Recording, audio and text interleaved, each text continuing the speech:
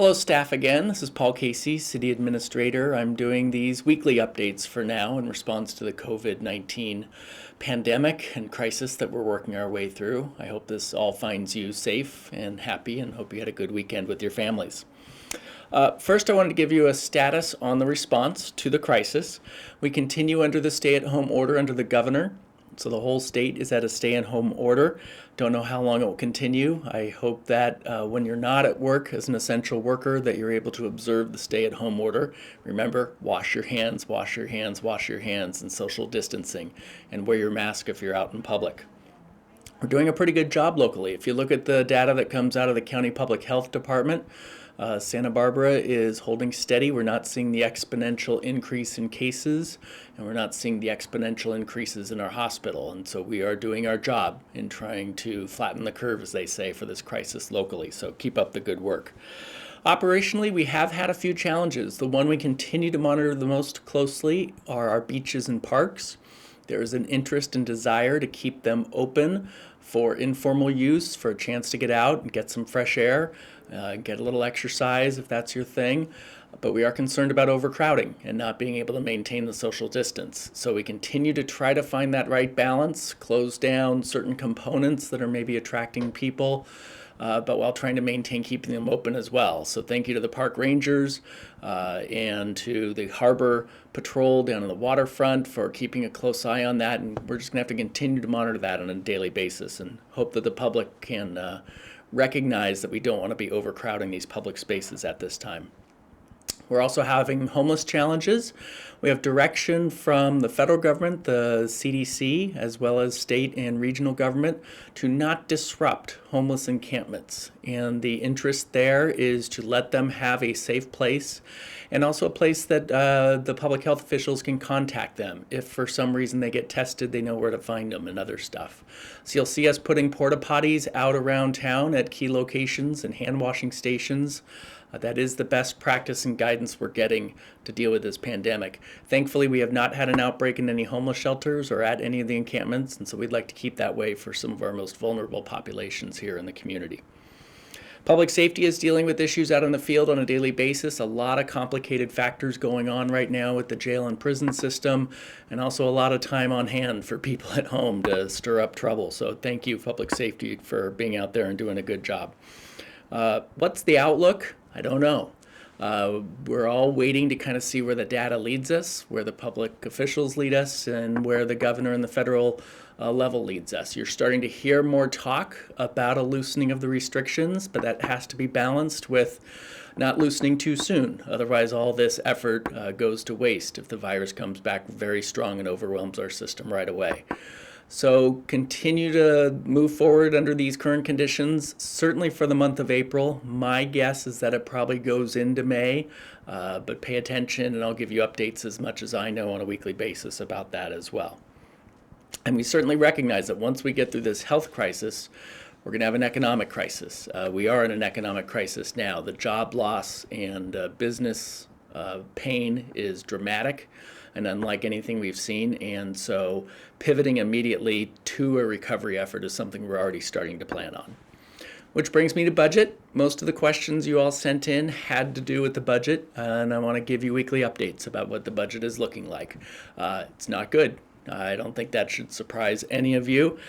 We are preparing our draft budget for council presentation on Tuesday. It's the budget we've all worked on for the past 6 months, and it's going to be dead on arrival because our world has changed in the last 3 weeks.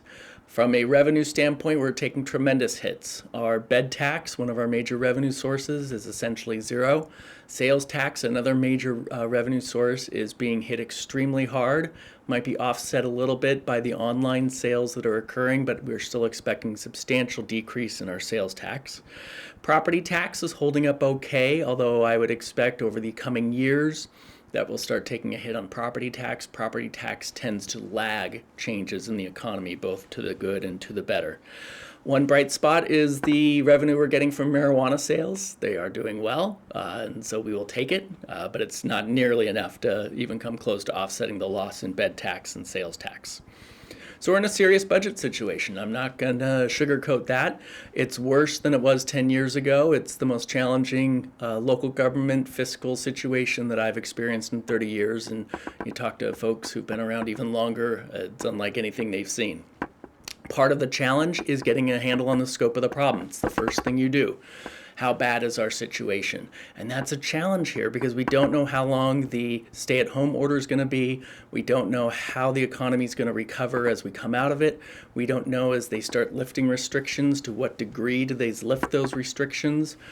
We rely a lot on tourism to spark our local economy. When are hotels able to open up? When are people comfortable traveling to hotels? And so when do we start getting that little boost to everything in our local economy? All questions we don't know, which makes it challenging to budget in this situation. So the first step is to understand the scope of the problem. We're doing that. We'll present our best estimate next week to council. I'll give you an update on that next week. And then we look at our options. And there are some just obvious options that you need to look at when you have to balance a budget to the magnitude that we're talking about. First, we need to look at departmental cost savings. And look at everything, looking at delaying capital, looking at the services we provide, looking at not filling vacant positions, all those steps that we have done before and we'll do again. You also look at the use of one-time money. It's why we have reserves, but I got to be honest, we're going to hit our reserves very hard just to get through the remaining 3 months of this fiscal year. And so we're not going to be able to adjust the organization dramatically in that period of time, so I expect that we will use a good portion of our reserves. It's a good thing we have reserves. It's why you have sound fiscal policy is for situations just like this that we can respond to in a more thoughtful and deliberate way because we have the reserves to kind of bridge that gap for us. And reserves might continue to bridge the gap going forward as well. We have the potential for state and federal relief. Really looking to the federal government for some local government relief. It is on the table and being discussed in current legislation. Don't know the magnitude, don't know what it'll be for the city of Santa Barbara. But that is something that could be positive that comes our way to help balance the budget situation. You can look for revenue increases, but I got to be honest, I doubt that that is something the city council is going to want to do in this economic climate, but it's something that could be on the table. And then where most of your questions is labor concessions, either furloughs, deferral of salary increases, even salary reductions. And those things will have to be discussed as part of this multi-pronged look at how we balance a pretty dramatic drop in our budget situation. I don't have answers for you at this time, and ask your patience in worrying about that too much. It's something that we will get to. We negotiate with your bargaining units. SCIU, the Police Officers Association, the Firefighters Association, they've all been great and stepped up and are starting to talk to us. They represent you and your interest. And I've been very pleased with the positive attitude of wanting to come to the table and find some good solutions to kind of get us through this as best we can. So sit tight, let us kind of play the process out. We want to be thoughtful and deliberative in making these decisions, but we will be decisive because we need to be to adjust the budget, and we'll see. Just quick, if you were here 10 years ago, we did do a 2-week furlough for many employees and then spread those costs out over the year so that your paycheck was reduced on a paycheck basis over the year for that 2-week furlough. A furlough is where you don't get paid for 2 weeks. It's something that we had to do to get cost savings. I don't know if that's where we'll be, but something like that may very well be on the table, so keep an eye out. One thing I ask of you, be careful believing rumors. I know this is a stressful time for all of us, and sometimes rumors circulate. Please fact check them before you believe them. Talk to your manager or your supervisor, or shoot me an email if you hear something really dramatic and want to know if it's true. 9 times out of 10, it's generally not true. And we will, as a team, as an executive team, continue to communicate with all of you as we work our way through this. So to wrap up, though, I'd like to wrap up on some positive things because there's a lot of great work going on out there in the organization. I just want to highlight some of them. First, Adam Port and Julie Thomas in Parks and Recreation. We were preparing for an extravaganza egg hunt down at Chase Palm Park. We had a bunch of eggs, and they worked with the Brown Bag Meal Delivery Program to get the eggs home to the kids so that they could have an egg hunt at home. Thank you so much for your work on that. Had a lot of positive reaction. Adam gets bonus points for dressing up as the Easter Bunny at Adam's school, of course, and handing them out. So thank you two for that.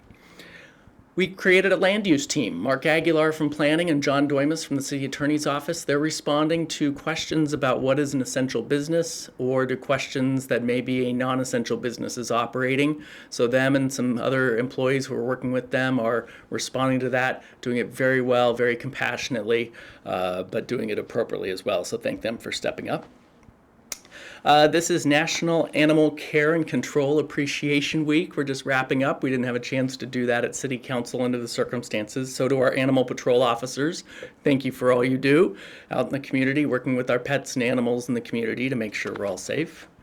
And now we're entering into National Public Safety Telecommunications Week. So to our folks in the Combined 911 Dispatch Center, thank you for all you do.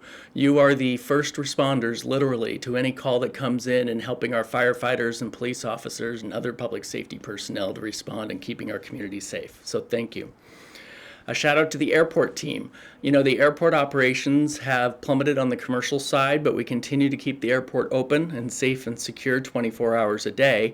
And it remains open not just for what little remaining passenger traffic we have, but more importantly right now, for cargo flights, for military flights, and for emergency relief efforts. You know, we have direct relief in town, and they're responding in a global effort to this.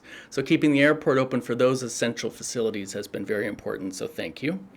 Our library team has been great on getting online programming out. They also were able to deliver books to the homeless shelter so that those are most vulnerable, stuck in the homeless shelter, do have access to continued learning and enjoyment and be able to experience those good things.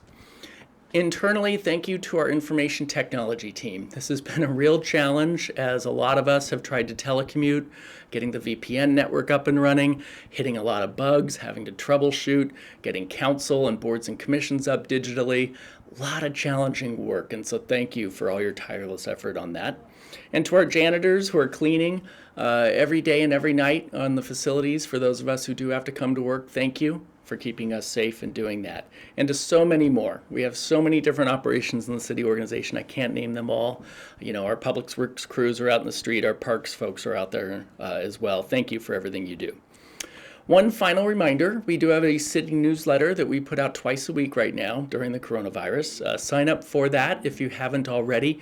We also have a sign up for the Spanish version of that, and so we're trying to promote that this week. We have a number of employees who are more comfortable speaking or reading in Spanish, and so I hope this information can get to them and they can sign up for the Spanish version of the newsletter as well and stay informed that way. There should be information on the screen right now about how you can do that. So that's all I have for this week. Please send me more questions. I want to be responsive to what's on your mind, so send them to Pam Antill, my Assistant City Administrator, and she'll get those to me. And we'll see you next week. In the meantime, thank you for all you do. Stay safe.